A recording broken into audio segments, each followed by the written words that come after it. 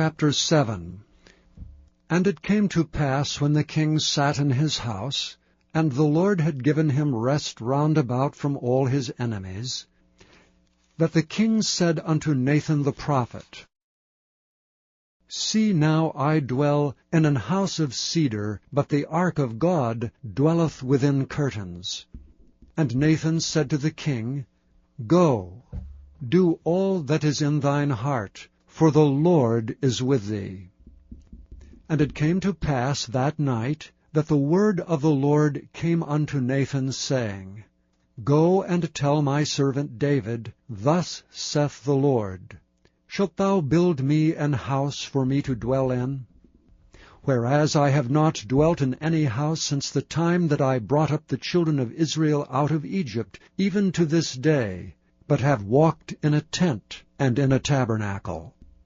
In all the places wherein I have walked with all the children of Israel, spake I a word with any of the tribes of Israel, whom I commanded to feed my people Israel, saying, Why build ye not me an house of cedar? Now therefore so shalt thou say unto my servant David, Thus saith the Lord of hosts, I took thee from the sheepcote, from following the sheep, to be ruler over my people, over Israel.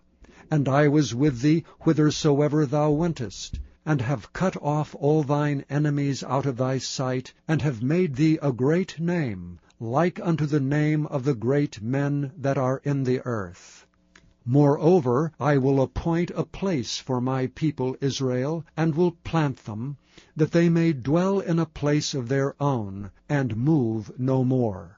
Neither shall the children of wickedness afflict them any more as before time, and as since the time that I commanded judges to be over my people Israel, and have caused thee to rest from all thine enemies. Also the Lord telleth thee that he will make thee an house.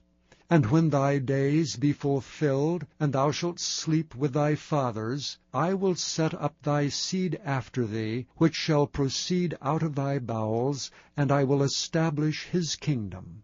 He shall build an house for my name, and I will establish the throne of his kingdom forever. I will be his father, and he shall be my son. If he commit iniquity, I will chasten him with the rod of men, and with the stripes of the children of men. But my mercy shall not depart away from him, as I took it from Saul, whom I put away before thee. And thine house and thy kingdom shall be established forever before thee. Thy throne shall be established forever. According to all these words, and according to all this vision, so did Nathan speak unto David. Then went King David in and sat before the Lord, and he said, Who am I, O Lord God? And what is my house, that thou hast brought me hitherto? And this was yet a small thing in thy sight, O Lord God, but thou hast spoken also of thy servant's house for a great while to come.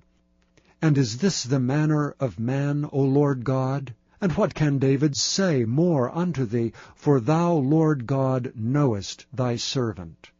For thy word's sake, and according to thine own heart hast thou done all these great things, to make thy servant know them.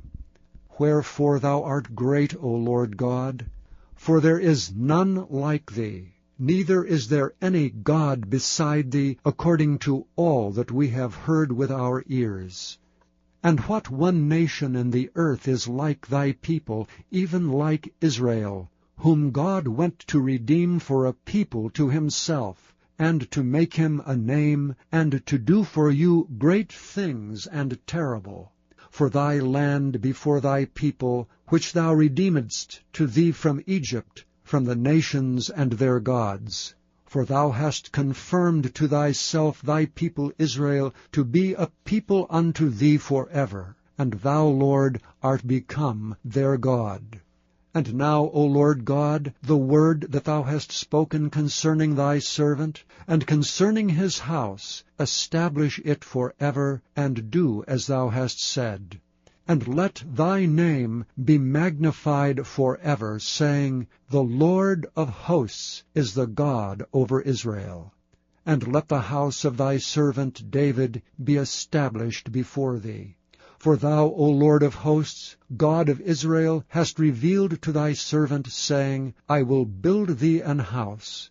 Therefore hath thy servant found in his heart to pray this prayer unto thee. And now, O Lord God, thou art that God, and thy words be true, and thou hast promised this goodness unto thy servant.